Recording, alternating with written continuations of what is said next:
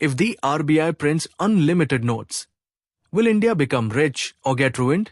Close your eyes for a moment and imagine this. One morning you wake up and see that your bank account suddenly has not lakhs, but crores of rupees.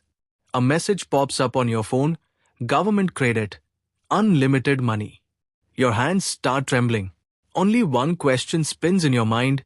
What should I buy now? A big house? A luxury car? The latest iPhone? Branded clothes? Gold? Land? Everything suddenly seems possible. But hidden within this happiness is a frightening truth that slowly begins to surface. If not just you, but every person in the country suddenly has this much money. Will the country really become rich, or will everything fall apart? This is where the story begins. One that is extremely important for every common person to understand. Because the biggest illusion in the world of money is this: more money means more wealth. But the economy does not work on such simple logic. Here, money is not just paper. It is about trust, balance, and the system. And standing at the center of this system is India's central bank, the Reserve Bank of India. Now the question is, if the RBI wants to, can it print unlimited notes? Technically speaking, the note printing machines are with the RBI. There is paper, ink, and printing presses. But the real question is not about machines. It is about trust. Behind every note lies a promise that the economy of the country can support the value written on that note. You must have often heard that the RBI has gold reserves and foreign exchange reserves. This does not mean that for every 500 or 2000 rupee note, an equal amount of gold is kept in the vault. It means that behind the country's entire currency supply, there is a strong backup: gold, dollars, euros, foreign bonds, and a trustworthy economy. This trust turns a piece of paper into money. Now let's understand this with a simple example. Suppose you go to a shop to buy a pen for 20 rupees. The shop has only 2 pens left, but there are 5 buyers. What will the shopkeeper do? He will raise the price to 25. Now imagine if the government gives extra money to everyone. The same 5 people will come to buy the pen with even more money. The shopkeeper will see that demand has increased, but supply remains the same. The result, the pen will cost 50 rupees. This is the real game of inflation. Now apply this game to the entire country. If the RBI prints unlimited money, every person will have more cash. But factories will produce the same amount of goods, farms will grow the same amount of grain, and the service sector will provide the same level of services. In other words, money will increase, but goods will not. And when more money chases fewer goods, prices begin to touch the sky. This is the point where people say the value of the currency falls. It means that the 100 rupee note in your hand, which could buy many things yesterday, will not even be able to buy half as much today. Your purchasing power starts shrinking. You may look rich technically, but in practice you keep becoming poorer. There is another dangerous effect of this: imports. India imports many things from abroad: oil, electronics, machinery. When the value of the rupee falls, you have to pay more rupees to buy the same things. This increases the trade deficit, raises the demand for dollars, and weakens the rupee even further. It becomes a vicious cycle. Such examples exist not only in textbooks, but in real life as well. An African country, Zimbabwe, was once considered quite strong in terms of agriculture and resources.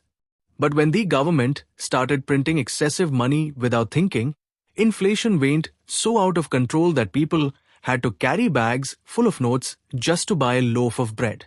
The value of money fell so sharply that even trillion-dollar notes became worthless. Something similar happened in the Latin American country Venezuela, a nation rich in oil. But because of wrong economic decisions and excessive money printing, its economy collapsed. People had jobs, they received salaries, but those salaries could not buy anything.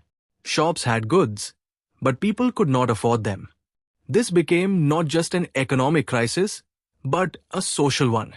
Now it is important to understand another aspect, the willingness to work.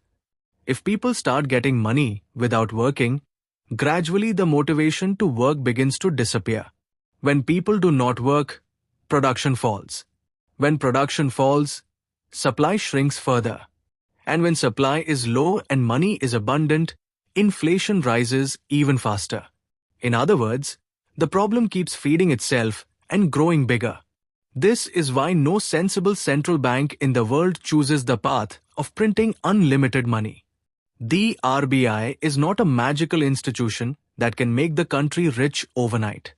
Its job is to keep the system stable, not to create the illusion of prosperity through shortcuts. Sometimes people ask, but the government gives stimulus packages and relief. Where does that money come from? The answer is, from a limited and controlled approach. When the economy slows down, the RBI and the government together increase liquidity in a carefully calibrated manner. This means money is injected only to the extent that the system can handle. The word unlimited does not appear anywhere here. If the RBI actually starts printing unlimited notes, foreign investors will be the first to panic. Their trust will break. They will start pulling their money out. The stock market will fall. The rupee will weaken. And in the end, the common person will suffer the most, because the burden of inflation always travels downward. So whenever the thought crosses your mind that if only the RBI printed a lot of money, remember this: money is not as simple as it looks. Real wealth does not come from counting notes, but from production, hard work, innovation, and trust. An economy runs on balance. Even a small imbalance can make the entire system stumble. And that is exactly why the RBI cannot print unlimited money. Because if that happens, paper will increase, but the value of the country will fall. So the next time someone says, why doesn't the government just print money? Understand that this question, as simple as it sounds, carries a very dangerous answer. Printing money is not the solution. The solution is a strong economy, higher production, more jobs, and stable trust. And this is the truth that both scares us and teaches us till the very end, that unlimited money can actually be the path to unlimited destruction. If our video has taught you something new, do not forget to like and share this video so that this information can reach others as well. Your likes and shares are a source of inspiration for us. If you have any questions or suggestions, please let us know in the comments. It will be our honor to answer your questions and listen to suggestions. And yes, if you like our content, subscribe to the channel and press the bell icon so that you stay connected with every new story. Thank you. GRT Business YouTube channel sources: news from various news agencies, opinion polls, and other public sources. We try to ensure that every report and summary is accurate and verified, but we are not responsible for any dispute or error. Our aim is only to provide you with accurate information.